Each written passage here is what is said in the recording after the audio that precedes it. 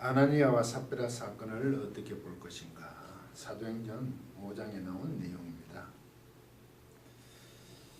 직역을 하면 5절 아나니아가 이 말을 들으면서 떨어진 후 숨을 거두었습니다. 그리고 큰 두려움이 이것들을 그 듣고 있는 자들을 위해 되었습니다. 그런 일이 일어났다 이거죠. 아나니아가 이 말을 듣고 엎드려져 혼이 떠나니 이 일을 듣는 사람 다 크게 두려워함이었더라. 두려움이 있어졌다는 이 본문은 잘 아시는 내용이죠. 아나니아와 삽비라가 소유를 팔아서 일부를 감추고 사도들에게 내온 놈으로 죽임을 당하는 사건입니다. 좀 당황케 하는 것은 사실입니다. 왜 자기 소유를 팔아 숨기는 것으로 인해서 죽임을 당하느냐는 거죠. 그럼 문제는 오늘날 또 다 바치지 않으면 죽는 것인가? 여러분 어떻게 생각하십니까? 그래서 순간 성금을 완전하게 다 받지 않았는데 근데도 멀쩡히 살아있네. 혼란스럽죠. 정리가 힘드실 겁니다. 이것을 두고 설교를 하려고 해도 난감합니다. 하나님 이것을 떼먹으면 죽습니다. 하면 너무 강할 것 같고 그렇다고 두 사람이 죽은 것을 다르게 해석하려니까 그것도 이상하죠. 4절에 보시면 땅이 거들었을 때는 내 땅이 아니며 판 후에도 내 임의로 할 수 없더냐. 어찌하여 이 일을 내 마음에 두었느냐. 사람에게 거짓말한 것이 아니라 하나님께로다. 그래서 이제 거짓말을 하나님께 했기 때문에 죽었다. 그래 죽은 게 하나님께 거짓말해서 그런 거야? 그럼 난 하나님께 거짓말 하지 않았나? 이렇게 해석을 하는 게 조금 혼란스럽다는 거죠. 이 문맥의 흐름을 이제 한번 살펴보겠습니다. 이게 왜 이 사건이 등장되느냐. 지금 예루살렘 교회는 성령 강림 후 제자의 수가 늘어납니다. 예루살렘 공동체가 2장 41절 사도행전 그 말을 받은 사람들은 세례를 받으며 이날의 제자의 수가 3,000이나 다하더라. 그래서 서로 유무상통하더라. 2장 44절에서 47절 가면 믿는 사람이 다 함께 있어 모든 물건을 서로 통용하고 유무상통. 또 재산과 소유를 팔아 각 사람의 필요에 따라 나눠주고 날마다 마음을 같이하여 성전에 모이기를 힘쓰고 집에서 떡을 떼면 같이 밥 먹는다는 거죠. 기쁨과 순전한 마음으로 음식을 먹고 하나님을 찬미하며 또 온 백성에게 칭송을 받으니 온 백성에게 은혜 받음을 받음으로서 관심을 가진다는 얘기죠. 칭송을 받는다기보다 주께서 구원받는 사람을 날마다 더하게 하시라. 아니 그렇게 생활하니까 우와 나 구원받는 사람이 막 늘어나더라고요. 저는 이 부분을 교회에 성장이죠. 교회 성도들이 많으시길 바람으로 어떤 운동을 하고 전도는 여러 가지 하잖아요. 그럴 때 꼭 초를 치는 게 저는 이 구절입니다. 자꾸 늘어나는데 뭘 하이 늘어났습니까? 유무상통하고 필요를 따라 나눠주고 마음을 같이하고 성전에 모이고 식사도 서로 기쁨을 하고 하나님을 찬미하니까 온 백성들이 그 은혜를 그들에게 향하여 가지고 있어요. 은혜를 가지고 있다면 그 사람들이 그것을 보고 관심을 가졌다니. 세상이 관심을 받는 거죠. 교회가 세상을 위해서 어떻게 좀 자꾸 하는 게 아니라 우리는 자꾸 그렇게 하지. 적극적으로 나가서 어떻게 해야 되는데 지금 그게 너무 힘들잖아요. 아예 교회 그러면 또 전도하고 이렇게 됐잖아요. 그런데 그 세상 사람들이 야, 저 교회가 어떤 교회야? 저 참 이상하다. 앞에 일을 하면 그렇다고 옛날처럼 어떻게 한 집에 같이 삽니까? 현실적으로 못 살죠.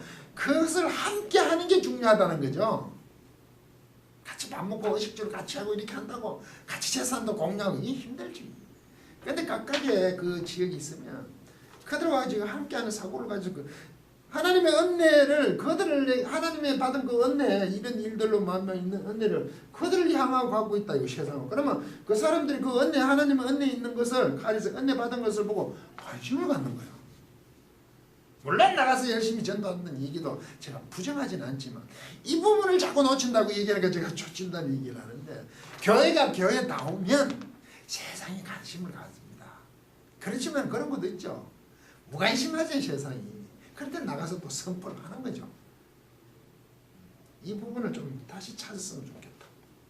교회가 자꾸 방법을 가지고 뭘 우리 해보여.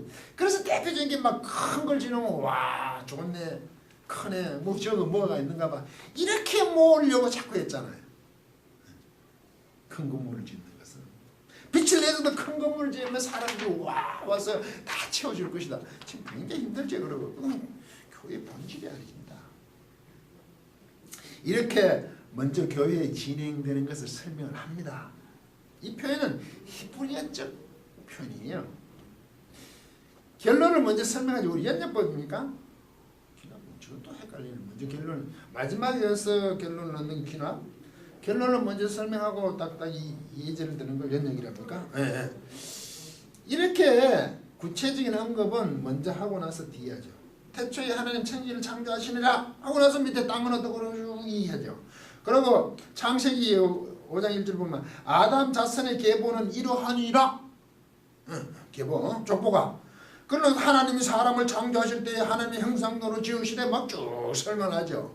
아니 족보가 이랬다 했으면 누구누구 했는데 하나님이 천지를 창조하실 때 이래부터 나가는 쭉 다시 설명을 해주죠. 그 족보에 대한 가기에 그 과정을 설명을 해주는 방법입니다. 지금 사도행전도 그것을 따르고 있어요. 먼저 이렇게 유무상통했다고 먼저 이 얘기를 해요. 어떻게 되었느냐 이거죠. 그들이 있어 2장 41절부터 있고 또 2장 44절 가면 또 그 얘기를 해요. 반복해서. 그리고 안전병이가 일어났다는 사건이 있죠. 요한과 베드로가 성전에 들어갈 때 일어나라 일어나잖아요. 그리고 4장 2절 4절 가면 핍박이 오죠. 백성을 가르침과 예수를 들어 죽은 자 가운데서 부활하는 도전함을 싫어하죠. 그러니까 싫어하여 죄를 잡으면 날이 이미 저문고로 이튿날까지 가두었으나 말씀을 들은 사람 중에 믿는 자가 많으니 남자의 수가 약 5천이 더. 뭐 잡혀는 이어도 자꾸 사람이 늘어난다. 남자의 수가 5천이 더 늘어났대요. 그런 삶을 사니까 예수의 이름으로 말하지도 말고 가르치도 말라고 하고 놓아줍니다. 핍박이 있는데도 불구하고 막 늘어납니다. 또 4장 31절부터 보십시오. 빌기를 다음에 모인 곳이 진동하더니 무리가 다 성령이 충만하여 담대히 하나님 말씀을 전하리라. 믿는 무리가 한 마음과 한 뜻이 되어 모든 물건을 서로 또 통용하고 제 재물을 조금이라도 될 것이라고 하는 이가 하나도 없더라. 사도들이 큰 권능으로 주 예수의 부활을 증거하니 무리가 큰 은혜를 입어 그 중에 핍절한 사람이 없으니 핍절한 사람이 없대요. 이는 밭과 집 있는 자는 팔아 그 판 것의 값을 가져다가 사도들의 발 앞에 두며 저희가 각 사람이 필요를 따라 나눠 주었다. 이때 사도들의 모습과 이 상황을 다시 한번 설명을 합니다. 본문 아나니아 삽비라 5장 들어가기 전에 상황을 다시 한번 2장에 하던 것을 그들은 지금 어떻게 하고 있어요? 유무상통하고 부족함이 없다 하고 설명을 합니다. 자, 이것을 다 팔아내놓잖아. 이제 밭도 팔아놓는다. 그런 구체적으로 얘기죠. 자신의 소유를 팔아내놓는 것을 언급을 하잖아요. 그리고 4장 36절 37에 가면 또 더 재밌는 한 사람을 얘기해요. 구브로에서 난 레위족이 있으니 이름은 요셉이라. 사도들이 일컬어 바나바 권위자라고 하니 그가 밭이 있으면 팔아 값을 가지고 사도들을 발 앞에 두니라. 이렇게 되죠. 레위족 요셉이 밭을 팔았대요. 밭을 앞에 두고 소유를 받아가다 있는 밭이라고 있어요. 아그로스래요. 이게 아그로스. 이게 밭이라고 번역되었는데요. 이거는 덜입니다. 덜. 한 시골 지역이에요. 어떤 지역입니다. 바닥은 굉장히 넓죠. 그러니까 이 요셉이라는 사람은 이런 큰 것, 아주 엄청난 걸 팔아서 놓았다 이겁니다. 그래서 번역하면 이 권위자잖아요. 권위자라고 이제 이 사람들 보고 요셉을 보고 권위자. 권위자가 아주 카리스마 하듯이 이 카리스마 권위잖아요. 받은 경험한 은혜의 그 선물. 이 권위자 여기는요. 권위자는요. 파라클레시스입니다. 이게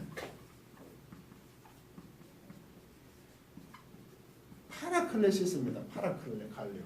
옆으로 부른 사람이다. 이건 위로자죠. 위로자. 성령을 뭐라 그러죠? 보혜사라 그러죠. 파라클레토스입니다. 토스. 이 성령 보혜사잖아요. 보혜사 성령. 보혜사 뭐냐면 위로자입니다. 도와주는 분이라고요. 보혜사 하니까 뭐 용이 여의주를 부르는 게 아니라 파라클레토스잖아요. 옆에 가서 도와주시는 분하고 성령님은 그렇지. 그런 의미에서 권위, 위로하는 거지. 위로. 번역이 너무 이 카리스마가 아니고 이 위로 대기적 큰 것을 받았으니까 요셉은 그게 넉넉하지 않았을 거 아닙니까? 그 사람들은 많이 모이고 이렇게 수가 늘어나니 그 어떻게 감당이 되겠습니까? 엄청난 걸 팔아서 요셉이라는 사람이 레이족이었거든. 하나님을 섬기던. 그 덜한 지역을 팔아가서 바치니까 권위자라 해주고 큰 위로자다 이거죠. 얼마나 지금 그 당시 상황이 그렇게 핍절함이 있었는 거죠. 그렇잖아요. 많은 사람 5층에 갑자기 늘어나 수가 자꾸 많으니 그 어떻게 먹고 합니까? 다 그거 보통 일이 아니잖아요. 그리고 요셉이 이런 걸 하고 나니까 사도들도 권위자다. 파라클레시스다. 권위자 뭐냐? 와 우리에게 아주 힘을 주는 자다. 옆에서 도와주는 자다. 칭송을 했겠죠. 와 큰일이 일어났구나. 그리고 아나니아 삽비라 사건이 일어납니다. 요셉이 권위자라는 거, 위로자, 아주 큰 도움이 됐다는 것을 그 사도들이 그리 얘기할 정도니까 사도들이 일컬어 바나바 권위자라는 번역. 어우 우리는 엄청난 컴이 되었습니다. 실제 세상에도 이런 일이 많죠. 뭐 어떤 것을 하고 나면 와 거기에 대해서 엄청 사람들이 지금 해주잖아요. 칭송해 주지 않습니까? 그런데 이때 본 사건이 언급되면서 아나니아와 삽비라 이 얘기를 하는 거죠. 그래서 이 사람의 죽음이 단순한 사건이 아니란 것을 지금 누가가 설명하는 겁니다. 초대교회 이스라엘 교회, 예루살렘 교회 그 공동체가 세워짐에 있어서 서로 유무상통하죠. 자신의 것을 주장하지 않잖아요. 하나가 되었다는 것. 간단하게 얘기하면 하나. 지역사회가 하나죠, 교회가. 요한복음 17장 21절을 보시면 예수님께서 말씀하시기를 기도하실 때 기도입니다. 겟세마네 기도라고. 예수님께서 내 안에 하나님 아버지께서 내 안에 내가 아버지 안에 있는 것 같이 저희도 다 하나가 되어 우리 안에 있게 하사 세상으로 아버지께서 나를 보내신 것을 믿게 하옵소서. 이렇게 하나 되게 해달라는 것이 지금 성취가 됐죠. 그리고 그걸로 그 17장 19절에 보시면 또 저희를 위해 내가 나를 거룩하게 하오니 이는 저희도 진리로 거룩함을 얻게 하려 함이다. 그 기도하면서 예수님 당신이 하나님 위해서 거룩하게 했고 이들도 제자들도 거룩하기를 원한다. 거룩하고 하나 되기를 원한다고 겟세마네 기도에 나와 있습니다. 진리로 하나 된 모습이죠. 거룩하고 하나님 안에서라는 진짜 진리라는 것은. 그런데 여기에 거짓이 들어오고 이 기도에 합당하게 예루살렘 공동체 교회가 섰어요. 그들이 서로 유무상통하면서 서로 하나가 되었잖아요. 그래서 사람들이 막 늘어나요. 자기 것이 없고 내 것이 없고 서로 핍절함이 없다. 이렇게 하나 되어 있고 이제 하나님이 일을 그거 자체를 하고 있는 것. 그리고 뭐 선포를 하죠. 예수 그리스도 십자가 부활을 선포하잖아요. 그렇게 거룩한 모습, 그게 하나 되어 있고 그렇게 생활하는 게 거룩한 모습이잖아. 하나님을 따르는 거잖아. 믿습니까? 여기에 요셉이 큰 덜을 팔아서 심지어 사도들 하여금 바나바 권위자라는 소리까지 들으니까 아나니아와 삽비라는 몽롱해진 거죠. 그렇게 언급하고 나왔죠. 이 사건이 그렇게 들어왔단 말이죠. 거짓이라는 것.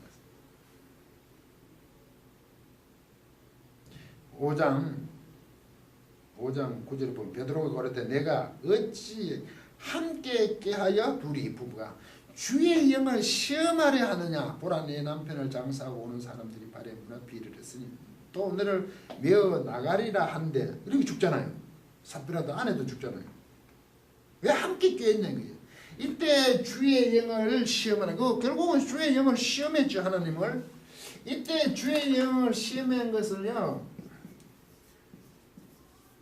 페이라도입니다.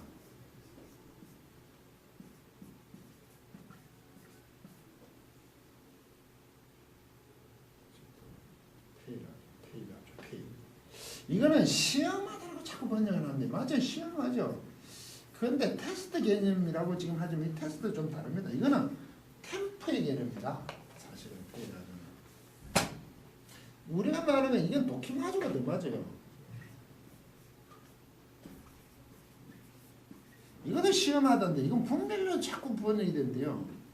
이게 테스트 맞아요. 증명되는 거죠. 이 입증된 누구 그렇게 해서 입증되기 위해 입증을 위한 시험입니다. 테스트를 위한 시험이죠. 이 시험이죠. 시험. 이 테스트를 하는 거죠. 분별하고 관계있게 자꾸 이렇게 쓰는데 그렇게 인정을 받았다는 표현, 인정되는 쓰는데 여기에 본문은요 시험하다는 이거는 템포의 값입니다. 테스트가 아니라. 템테이션가 우리 하정권 템테이션 그 유혹이 템포가 유혹하다죠. 이 유혹하는 겁니다. 하나님의 주의 영을 유혹했다는 거죠. 시험했다는 게 하나님 영을 해놓고 이렇게 같이 할까 부채도사했는 게 아니라 하나님 주의 영을 유혹했다는 겁니다. 이 유혹이 어디서 있냐면 예수님께서 왜 마귀에게 그 40일 금식하고 나서 그 왜 시험을 당하시죠. 시험. 이게 바로 이 페이라입니다. 유혹을 당하시는 거지. 예수님이 어떻게 그 마귀에게 시험을 당합니까? 하나님이 테스트 합격 안 하니 시험 마귀가 시험할 수 없죠.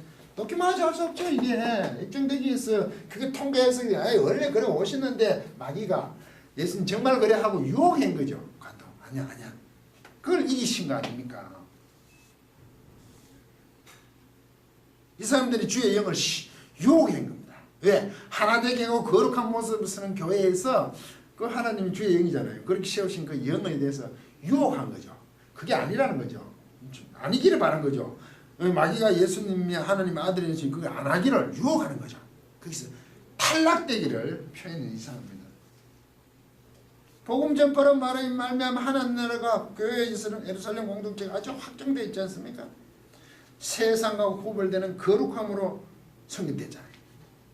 성령 강림 후 그들이 이루어가는 것에 하나 되고 거룩한데 갑자기 죄가 들어온 겁니다. 심각한 얘기죠. 거짓이더라고요. 하나님의 영을 유혹하는 문제가 들어왔잖아요. 단순한 문제가 아니라는 거죠. 출애굽 때 이스라엘이 가나안에 이제 출애굽하고 나서 가나안에 입성할 때 하나님께서는 그 가나안 모든 성을 진멸하라고 합니다. 죄악을 도려내라고 합니다. 우리가 생각하면 뭐 좀 이용하면 안 되겠냐 이런 생각 그게 아니고 완전히 없애라고 얘기를 해요. 왜 그렇게 얘기해요? 하나님의 거룩함을 이스라엘 백성들과 동일한데 그들과 섞일 수 없다는 얘기입니다. 이걸 자꾸 이 세상 사람들은 참 잔인한 하나님이라 그런데 그 하나님은 뭘 바라시는지 모르는 관점에서 보이니까 그래요. 그거는 불필요하다는 거죠. 이스라엘 백성들은 거룩해야 되는데 그들과 섞이면 안 되는 겁니다. 그들에게 거룩함, 하나님과 같은 자녀, 백성들이 되기를 하나님이 바라는 뜻에서 그렇게 하는 겁니다. 그건 너무 가혹하다 그런 얘기하면 아닙니다. 성경적으로 하나님 안에 안 되는 거룩하지 않는 사람 사실 아무 존재 의미가 없는 거죠. 우리 자꾸 이래 얘기하면 야 너희들 막 이러니까 사실 지금 성경은 그렇게 얘기하잖아요. 진멸하라 모든 성음을 이곳에 그 이슬람교들이 걔들이 성전이라고 그러고요. 목숨을 내놓고 합니다. 그런 것도 좀 다른 됐죠. 목숨 내는 거 너무 다르죠. 헤렘이라고 합니다. 헤렘. 진멸해버리는 거죠. 싹을 잘라버리는 겁니다. 누가는 지금 출애굽하여 가나안에 입성한 이스라엘 백성들에게 하나님께서 진멸하라고 성읍을 완전 도륙하고 다 파괴시키기를 멸한 이 헤렘을 가나안에 들어가는 것을 누가가 생각하기에는 지금 하나가 되고 거룩하게 된 그 처음 선 예루살렘에서의 그 교회 공동체에 거짓이 하나님을 주의 영을 유혹하는 그 거짓 죄악이 들어온 것을 동일하게 본 거죠. 아나니아와 삽비라의 그 사건은. 그래서 헤렘 핵심적으로 지금 누가는 기록하고 있습니다. 이방인들이 이거 잘 모르잖아요. 이스라엘 백성들은 잘 알아요. 그렇게 하나님 뜻이 단절시키는 진멸하는 것으로 아나니아 삽비라 사건을 기록하고 있는 겁니다. 원래 교회에 서 있는 그 거룩함과 하나됨을 결코 유혹받을 수 없다는 거죠. 그게 하나님의 뜻이다 말이죠. 가나안 입성 때와 동일하게 헤렘의 관점으로 지금 아나니아 삽비라 사건을 보고 실제 일어난 그대로 기록을 하고 하나님의 뜻이라고 보는 것입니다. 끝까지 강의를 들어주셔서 감사합니다.